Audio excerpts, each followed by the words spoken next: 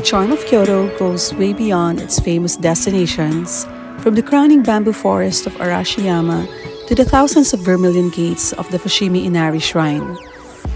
Unlike most destinations steeped in history and culture, set in a beautiful natural and built environment, an adventure in Kyoto also comes with a quest to satisfy one's culinary curiosity.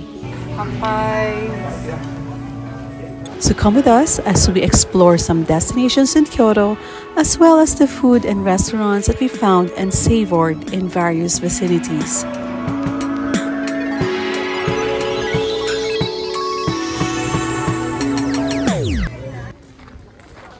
Let's start with Kinkakuji.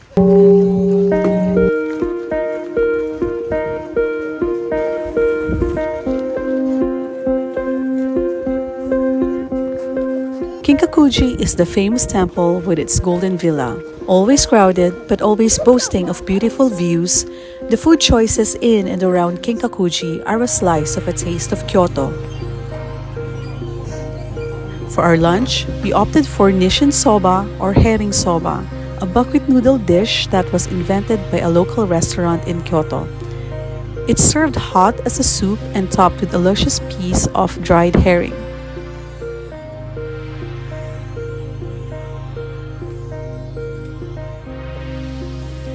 In this restaurant, the set meal also came with gyokoro tea, a type of green tea that, let's say, doesn't taste like your typical green tea. Overall, a highly recommended dish and restaurant if you're in the Kinkakuji area.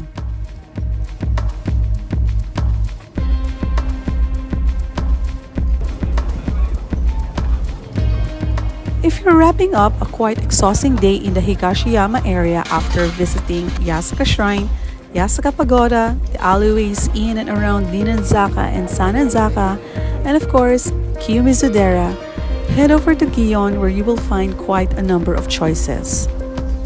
After walking around Hanamikoji and still not seeing a single geiko or maiko, we looked for a place with a comforting meal but also with a local vibe. And we found one in Shirakawa Minoridori. This cute restaurant serves traditional okonomiyaki and other teppanyaki dishes. It's also nice to sit on the floor facing a teppan grill. We got two types of okonomiyaki, very delicious, and also some scallops paired with refreshing end-of-the-day drinks.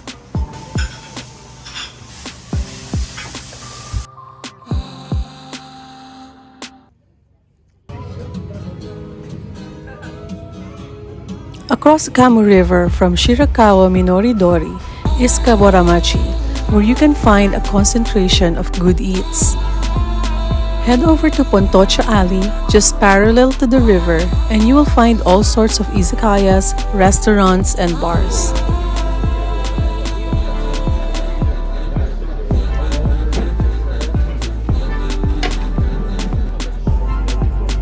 Very near Pontocho Alley is Kiyamachidori for your bar and food hopping needs.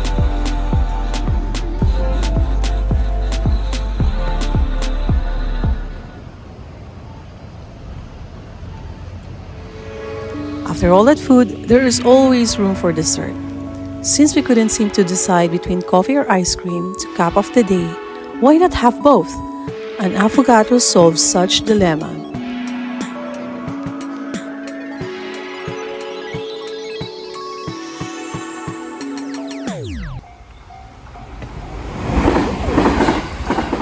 Every visitor in Kyoto will likely have this destination on the itinerary.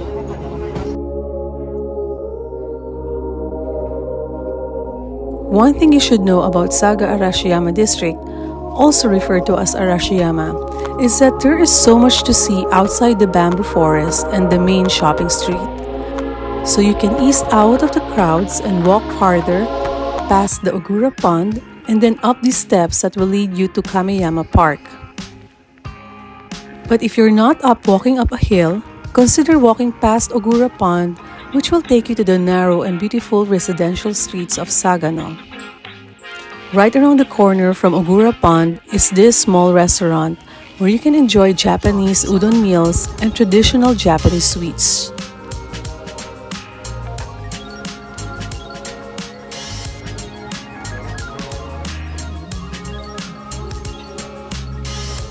From this area, continue the walk until you reach Saga Torimoto Preserve Street. At the end of the street are two awesome temples that are worth the visit.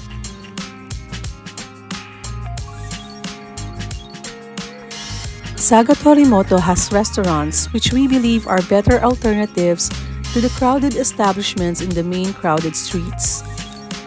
Here, we found a restaurant that serves yudofu, or plain and simple boiled tofu, but probably the most delicious tofu dish we've ever tasted. Apparently, Kyoto has a tofu culture due to its many Buddhist temples with monks requiring vegetarian meals. From boiled tofu, try yuba, which is Japanese tofu skin, another delicious delicacy. From its tofu culture, of course, here is the very thing that has been long associated with Kyoto: green tea.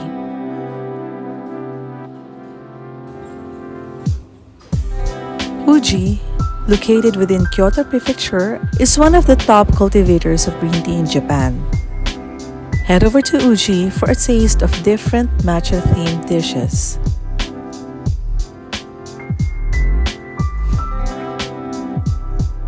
You can also pop into a tea house and try something more traditional, like matcha soup with a scoop of anko or sweet red bean paste.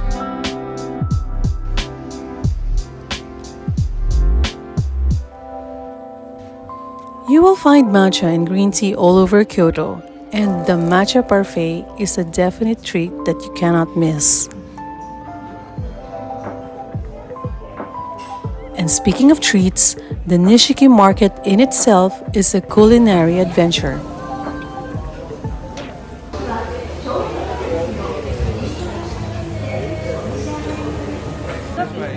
Nishiki Market is any foodie's dream destination. This is where you will find street foods, souvenirs, and local products and various specialties of the region. And of course, this is the place to go when you're hungry. First stop, croquettes. We got chicken with green tea croquette, curry croquette, and soy milk croquette. Second, wagyu on a stick.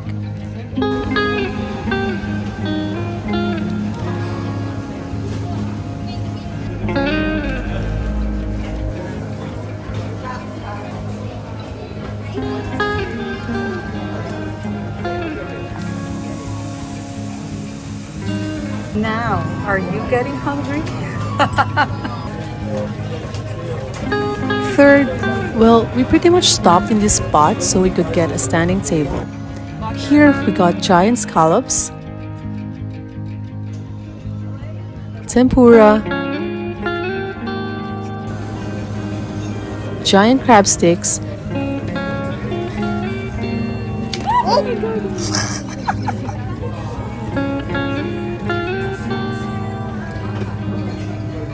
and wagyu served sushi style.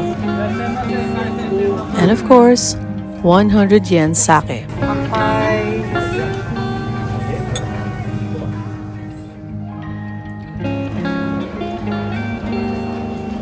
Now, what better way to end a food trip? A visit to the shrine. At one end of Nishiki Market is Nishiki Tenmango Shrine. After all that eating, why not feed this mechanical lion and then it will pick a fortune for you?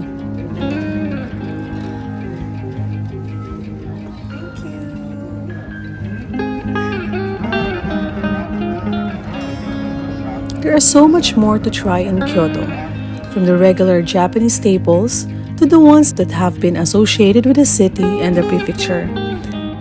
In this regard, there is no excuse for not going back. Thank you for watching until the end. And as always, we would appreciate your subscription to our channel, and please share it to those who will appreciate this type of content. Please click the like, share, and notification buttons.